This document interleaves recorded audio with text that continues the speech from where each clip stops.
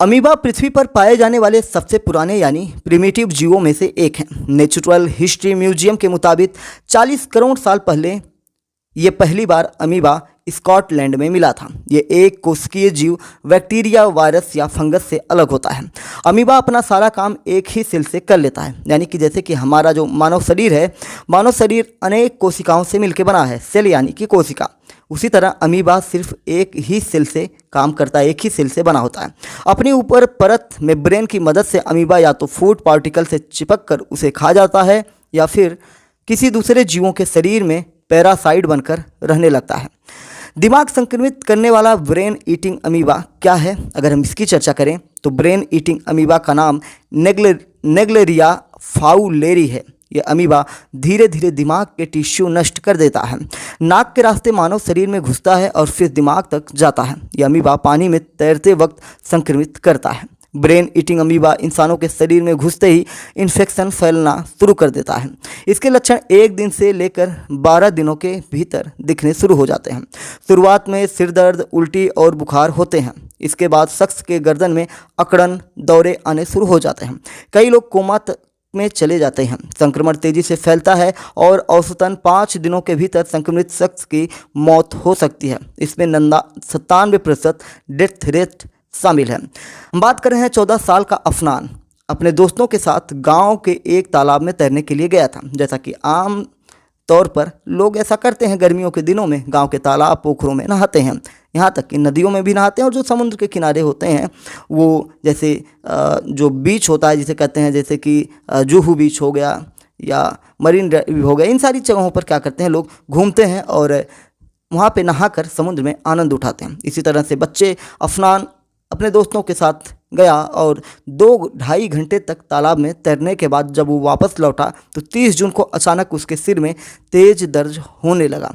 जब दर्द होने लगा तो इससे पहले उसे ऐसा दर्द कभी हुआ नहीं था। घर वालों को लगा कि मौसम में होने वाले बदलाव के कारण ऐसा हुआ होगा, लेकिन 30 जून की दोपहर को ही अफनान को मिर्गी जैसे दौरे पड़ने लगे। उसका शरीर अकड़ने लगा, कभी वो पीछे उछलता तो कभी नीचे पटकता। कुछ देर बाद उसे तेजी से बुखार भी आ गया। पड़ोसियों ने देखा तो कहने लगे इस पर भूत का साया है। अफनान के पिता MK सिद्दीकी ने उस पड़ोसी को डांटा और चुप रहने के लिए कहा। इसके बाद तुरंत अफनान को लेकर वे 300 किलोमीटर दूर पयोजी के एक प्राइवेट अस्पताल पहुंच जाते हैं। सिद्दीकी ने सोशल मीडिया पर स्क्रॉल करते हुए देखा था कि केरल में दिमाग खाने वाले अमीबा के मामले बढ़ रहे हैं। यह बीमारी तालाब में तैरने वाले लोगों को होती है। उन्हें इसके लक्षण भी याद थे। सिद्दीकी ने डॉक्टर को बताया कि हमारे परिवार में कभी किसी को मिर्गी नहीं हुई है। मेरा बेटा 4 दिन पहले तालाब में नहाने गया था। करीब 2-2.5 घंटे तक वो तालाब में नहाया था। डॉक्टर ने पूरी बात को समझी और डॉक्टर ने इसे नोट किया। इसके बाद उसे पास के शहर वटकारा के एक अस्पताल में रेफर कर दिया। जब अफनान का परिवार उसे लेकर वटकारा के उस अस्पताल पहुंचा तो उन्हें निराशा हुई, क्योंकि वहां पीडियाट्रिशियन नहीं था। ऐसे में दोबारा अफनान को कोझिकोड के बेबी मेमोरियल अस्पताल यानी कि BMH में लाया गया। यह अस्पताल अफनान के गांव तिक्कोड़ी से केवल 45 किलोमीटर दूर था।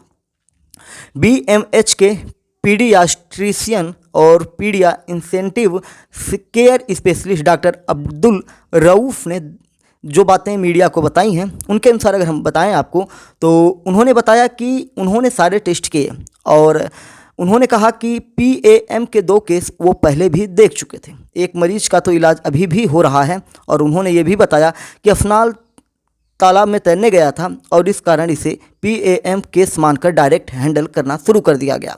24 घंटे बाद जब इसकी टेस्ट रिपोर्ट आई तो ये कन्फर्म हो गया कि ये मुश्किल समय आ गया है। पता चल गया था कि अफनान को PAM हो चुका है और इसके मस्तिष्क में मस्तिष्क खाने वाला, दिमाग खाने वाला अमीबा घुस चुका है और इसके शरीर को कमज़ोर कर रहा है। आने वाले दिनों में अगर सही इलाज नहीं मिला तो ये इस दुनिया से चला जाएगा। उसके सिर में वो अमीबा है जो दिमाग का मांस खाता है। अफनान के पिता सिद्दीकी बताते हैं कि डॉक्टर रऊफ ने साफ साफ बता दिया था कि PAM में डेथ रेट 97% है। ये सुनते ही उसके पिता के पैरों तले जमी हट जाती है। आखिरकार अफनान इनका इकलौता बेटा था और ये डर गए थे। कुछ दिन या घंटों में उसकी मौत होने वाली थी, ये सब इनको पता चल चुका था। इंसान को 5 स्टेप में शिकार बनाता है ब्रेन ईटिंग अमीबा। पहला स्टेप होता है कि नेजल कैविटी यानी नाक के छेद से शरीर के अंदर जाता है। दूसरा नेजल कोसा यानी नाक के अंदर पाए जाने वाले सेमी लिक्विड के जरिए गंध या सुगंध को पहचानने वाले नर्व या ओल्फैक्टरी नर्व से चिपक जाता है। तीसरा, ओल्फैक्टरी नर्व दिमाग की सबसे निचली हड्डी यानी क्रीविफॉर्म प्लेट से जुड़ी होती है।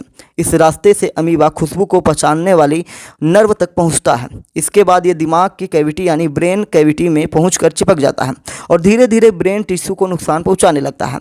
दिमाग में अमीबा ट्रोफोजोइट बना लेता है। इसका मतलब है कि इंसान के दिमाग को चूस कर अमीबा अपना पेट भर लेता है। बीएमएच में भर्ती पीएमएम के मरीज की हालत गंभीर थी। इस कारण केरल सरकार ने मिल्टेफोसिन नामक दवा खरीदने का प्रयास पहले ही शुरू कर दिया था। मिल्टेफोसिन उन दवाओं में से है जिससे दिमाग का मांस खा रहे अमीबा को मारा जा सकता है। मिल्टेफोसिन मूल रूप से कैंसर के इलाज के लिए बनाई गई दवा है। इसे 1980 के दशक में कैंसर रोधी एजेंट के रूप में तैयार किया गया था। डॉक्टर राव बताते हैं कि ये दवा भारत में आसानी से उपलब्ध नहीं होती है। हमें अफनान और दूसरे मरीज के इलाज के लिए इसे जर्मनी से मंगाना पड़ा। इस लाने में करीब 24 घंटे लगे थे। इस दौरान 4 जुलाई को पीएम के एक और मरीज ईपी मृदुल जो 12 वर्ष का था जिसकी मौत हो जाती है। उसकी मौत की खबर से पूरे परिसर में हंगामा मच जाता है और अफनान के घर वालों की बात करें तो एक पल वो डर चुके थे कि अब उनके हाथ से उनका बच्चा चला गया। बावजूद इसके अफनान की मां रेहाना और उसके पिता सिद्दीक की दिन भर आईसीयू के बाहर बैठे रहते। वो प्रार्थना करते, कभी कभी हमें देखकर रोते, यानी कि डॉक्टर्स को देखकर रोते और डॉक्टर्स के पैरों में गिर जाते कि हमारे इकलौते बेटे को बचा लीजिए। 97% डेथ रेट था। डॉक्टर भी उम्मीद लगाए हुए बैठे थे कि इस 3% में हम इसको बचा सकते हैं। डॉक्टर रऊफ आगे बताते हैं कि सबसे अच्छा पहलू ये था कि इस केस का ये रहा कि 24 घंटे के भीतर अफनान में बीमारी के सारे लक्षण दिखाई देने लगे थे। इस कारण इसका इलाज संभव हो सका था, शुरू हो चुका था। ज़्यादातर मामलों में ये लक्षण तो समय पर दिख जाते हैं, लेकिन ये बीमारी समय पर ट्रैक नहीं हो पाती, जानकारी नहीं हो पाती और उस में डेथ रेट 97% में ये शामिल हो जाता है। केरल में इसके सबसे ज़्यादा केस देखे गए हैं। अफनान को जर्मनी से लाई गई मिल्टेफोसिन दवा देने के अलावा 5 दवाओं का कॉम्बिनेशन दिया गया। दवाएं देने के बाद उसमें सुधार होने लगा। सुधार धीमा था लेकिन होपफुल था। आखिरकार 22 दिनों तक भर्ती रखने के बाद उसे 22 जुलाई को हमने डिस्चार्ज कर दिया। वह भारत का पहला लकी लड़का है जिसने दिमाग खाने वाले अमीबा को मात दी है। अफनान 22 दिन बाद जब भला चंगा होकर घर जाने लगा तो उसे बीमारी के बारे में बताया गया। उसने भी सोशल मीडिया पर इस बीमारी के बारे में देखा था। अफनान कहता है कि मैं लकी हूँ कि बच गया। मैं जब भी अपने मम्मी पापा या डॉक्टर से पूछता तो कहते कि आपको मिर्गी की बीमारी है, जल्दी आप ठीक हो जाओगे। मैं तो यही मान रहा था कि मुझे मिर्गी है। मुझे बाद में पता चला कि मैं मौत को हरा कर लौटा हूँ।